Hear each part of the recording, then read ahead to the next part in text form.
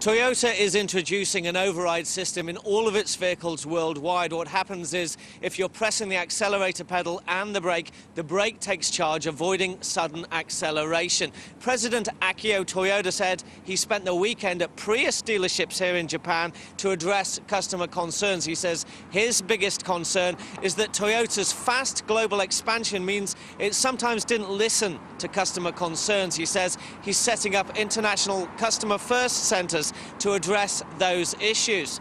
Toyota says the US media have been raising concern about the electronic throttle system. He says he'll release tests that prove that the engine will go into idling or cut out if any problems occur. He's setting up a global quality committee which will meet at the end of next month, and he will chair that. The reason why he's doing that is to address concerns the company was slow to act.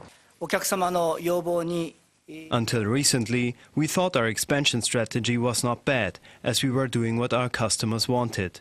In fact, our sales grew rapidly.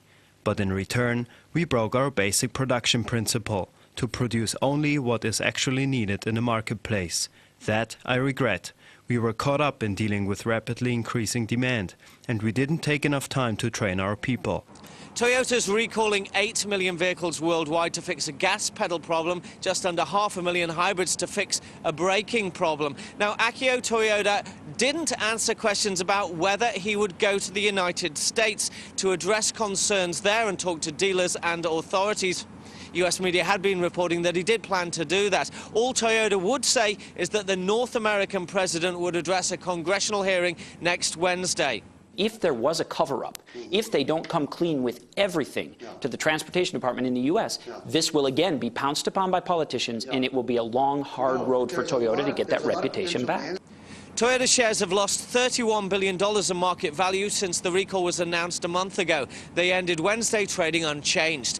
Mike Fern, Bloomberg News, outside Toyota's headquarters in Tokyo. Now, the absence of Mr. Toyoda before the panel hearing this whole thing, and Congress is drawing fire from many lawmakers in America. Joining us on the line from San Diego, CA, is Congressman Darrell Issa, GOP representative from the Golden State. Congressman Issa, thank you very much for joining us. Good afternoon to you. First of all, this came out of the blue. This was kind of a shocker. A very controversial figure. The company, the man himself, Mr. Toyoda, already under fire for not being forthcoming and being slow to react, and then dropping this bomb. What's your reaction, sir?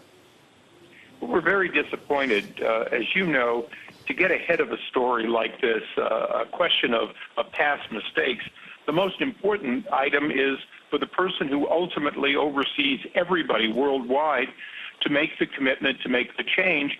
And there's no better place than here in Washington to do it on a worldwide stage. And we're very regretful that he's not taking this opportunity, which we offered him in a formal invitation. And what was the rationale on the other side? Was there an understandable, digestible reason for not doing this and then sending a very high-ranking lieutenant instead? No, there isn't. As you know, the division president is relatively new to this particular position, is not going to be able to control the worldwide operations, and as you know, you've got automobiles being designed in Japan and built all over the world. So although the U.S. division president or North American division president can speak somewhat as to some cars, the truth is he cannot commit the company and the company's resources to meet Congress's requirement that this not happen again, in addition to taking care of those that they've already identified and they're in the process of fixing.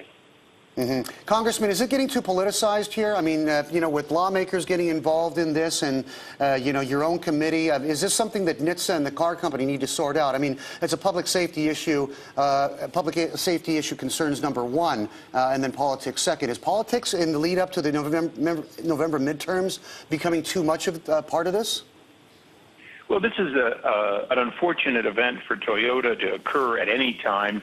But it's really no difference than when Ford had its Bridgestone Firestone tires that created a huge loss for the company some years ago, and the focus was very similar.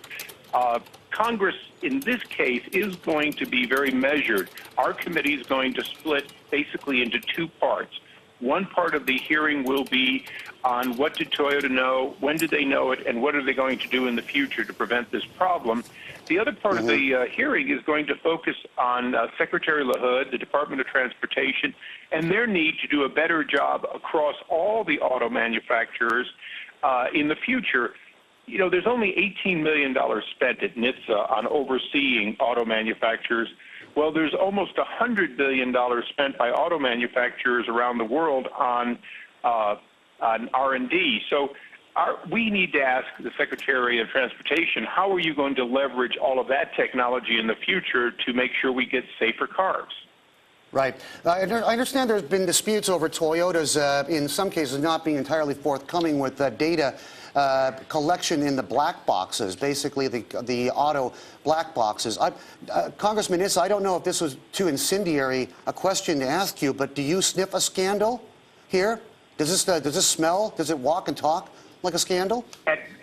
Well, to a certain extent it does. At best, Toyota has been extremely slow and has shied away from full transparency. At worst, they deliberately delayed problems being reported until they knew more, were more certain, or had more information. Now, that may be at a comparatively low level, or it may rise to a fairly high level. But in either case, what we need is an assurance that it won't happen.